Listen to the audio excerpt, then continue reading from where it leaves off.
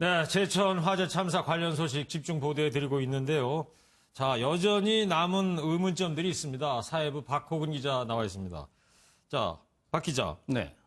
이번 제천 화재 참사에서 2층에서 제일 피해가 많았단 말이에요. 네네. 그것이 1층이 이제 발화 지점이다 보니까 그래서 2층에 피해자가 많았던 겁니까? 어떻게 된 겁니까? 네, 처음에는 단순히 그렇게 생각을 했습니다. 예. 1층에서 가깝기 때문에 2층으로 연기와 유독가스가 급속히 빨려 들어가면서 피해가 컸다는 분석이 나왔는데요. 네. 그런데 알고 보니 다른 결정적인 이유가 있었습니다. 뭡니까 그게? 그것은 바로 비상구였습니다. 비상구요? 네.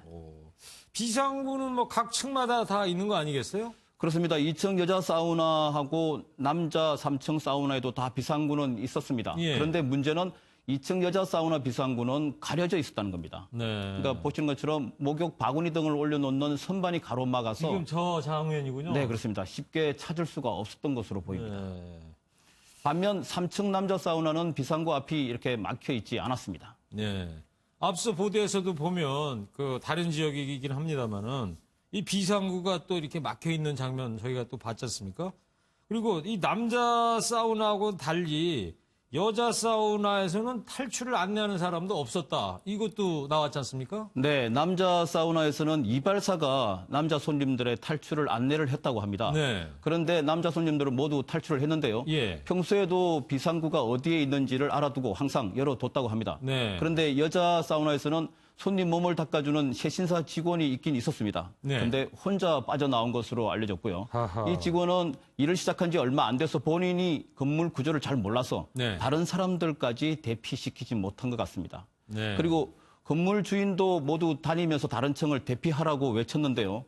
이 여자 사우나는 여탕이다 보니까 직접 들어가지는 못했다고 합니다. 네. 근데 이제 3층 남자 사우나에 있던 손님들 10여 명은 2층으로 내려와가지고 비상구 문을 열고 나왔다는 건데, 네네. 그 비상구를 통해서 2층 여자 사우나로 진입을 소방관들이 할 수 있었던 거 아닐까요? 네, 그렇습니다. 남자 손님들이 탈출한 3층 사우나는 비상계단이 처음 불길이 치솟은 주차장 입구의 반대쪽에 있었습니다. 네. 그래서 소방대원들이 이 탈출 경로를 알았다면 2층으로 진입할 수 있었을 텐데 그렇죠. 초기에 파악을 못한 것으로 예. 보입니다. 이와 관련해서 소방청 관계자는 구조대원보다 화재 진압대원이 먼저 도착을 해서 불길을 잡는 게 우선이라고 생각했다고 말을 했는데요. 화재 현장에 도착하면 건물 내부 구조를 먼저 파악하고 사람들이 어디에 얼마나 있는지를 확인하는 게 기본이 아닌가 그런 생각이 듭니다. 네, 그런 생각이 뭐 당연히 듭니다. 자, 또 문제는 이 건물 내에 있는 스프링클러가 작동을 안 했다는 건데 이걸 누가 다 잠궈 놓은 거예요? 왜 그렇게 된 겁니까? 네, 이번 화재가 피해가 컸던 이유가 스프링클러가 작동을 안 해서 더 컸는데요. 네. 근데 일부러 잠가 놓은 것 같지는 않습니다. 고장이 나서 수리 중이었던 것으로 알려졌습니다. 근데 예. 스프링클러에서 물이 새서 얼어서 터질까 봐 건물주가 수리를 했는데 그래도 이상한 소리가 나서 밸브를 잠가 뒀다고 합니다. 근데 그 전에 그 소방 점검을 받았다고 그러던데 그때 여러 가지 문제점이 지적이 됐다면서요? 네, 여러 가지 문제점이 나왔습니다. 스프링클러뿐만 아니라 화재 감지기 회로는 18곳이나 끊어져 있었고 예. 피난 유도등도 1, 3, 4, 6층에서 제대로 작동을 하지 않았다고 합니다. 또 비상 계단 등에 있는 소화기 교체 필요성이 제기됐고요. 사이렌 작동이 불량해서 보수하라는 지적도 받았다고 합니다.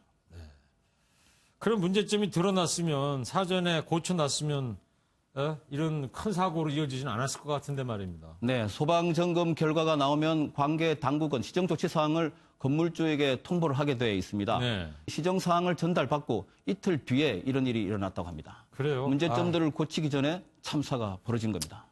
네, 문제점이 나왔을 때 즉시 개선했다면 이렇게 큰 인명피해로 이어지지는 않았을 것 같다는 뒤늦은 아쉬움만 있을 뿐입니다. 네. 자, 박호근 기자였습니다.